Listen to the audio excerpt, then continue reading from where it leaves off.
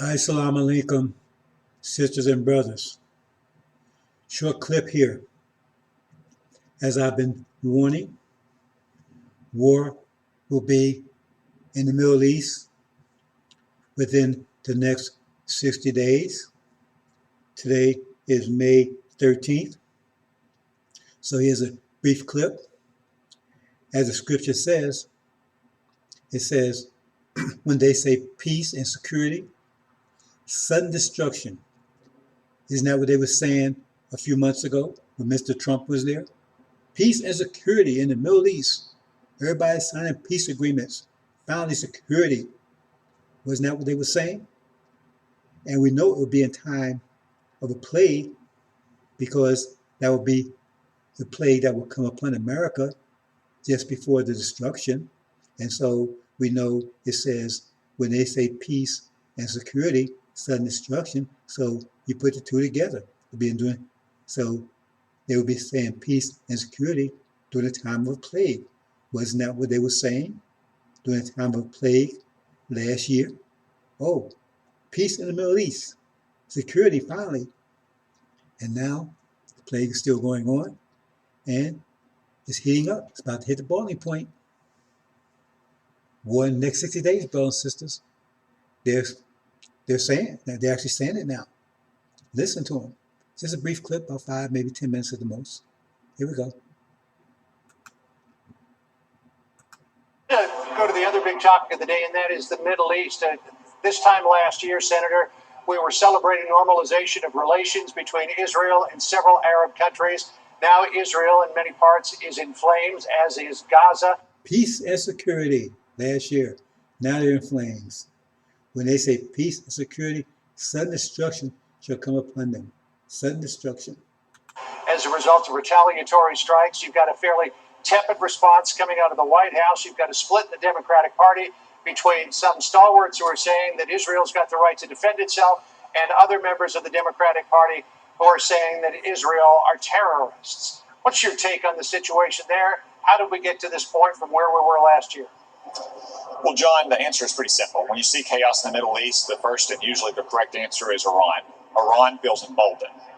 Hamas and the Palestinian Islamic Jihad in Gaza are in many ways Iran's cat's paw, their terrorist proxy to use against Israel. Iran is feeling emboldened because the Biden administration has been coddling the Ayatollahs, pleading to get back in the nuclear deal since January 20th.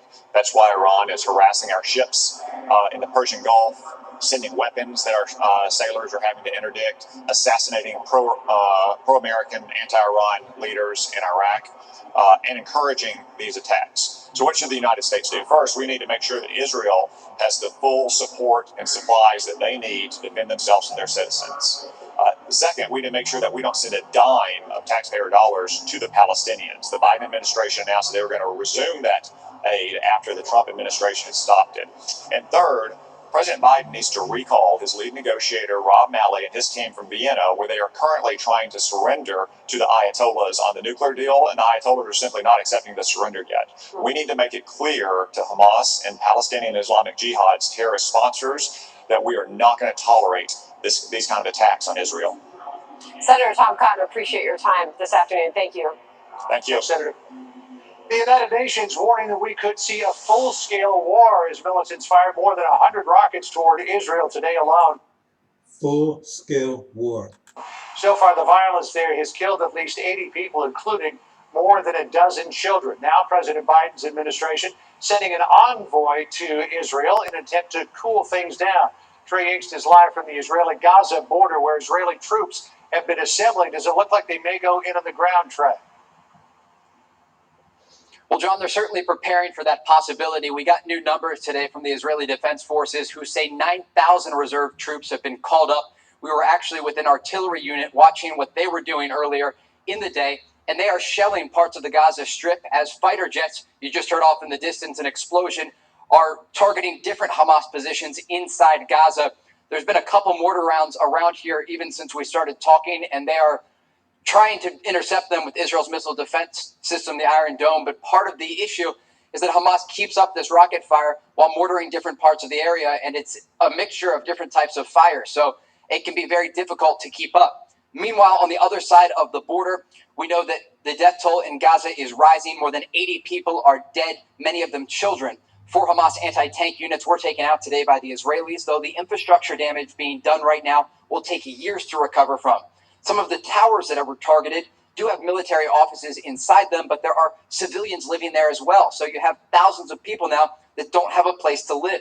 All of this as the Egyptian delegation is in Tel Aviv today trying to hammer out a ceasefire deal, but at this point, neither Israel or Hamas is interested. John? All right, Trey Yates for us along the Israeli-Gaza border. Trey, get back to us if there's any more action there tonight. Sandra?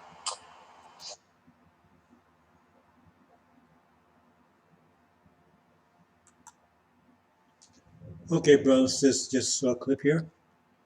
Was on horizon. Where's where's Farrakhan, minstrel pimp? Where's he? How come he's not speaking? Where's Silas? You know that Silas guy? What about Royal? What about the seventh angel? You know, all these clowns, where are they? Why are they silent? Crickets, crickets. Why are they silent? See, I've been talking about this forever. I even told you a time frame. I talked about all last year and the year before. So about this plague. Well, why are they silent?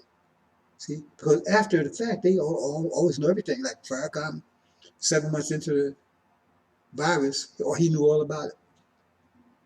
Yet 2 months into it, in February, end of February, he had so-called Savior's Day. He didn't mention it all. He had so far Kobe's ass, he couldn't see anything else. But then in July, all of a sudden, he knew all about it. Walking out with his mask, his pretty dress. He's so cute. He looks so cute in that pretty dress, don't he? With $500 shades on, you know. Boy, but what's under that dress? Whoa. Foul, most foul.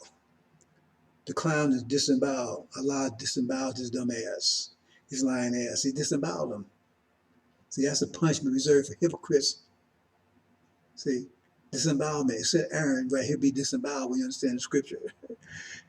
Take it from him, because I mean, you know, he's a liar. He's ballless, so what do you need balls for? Just take it from him. So why are they so silent?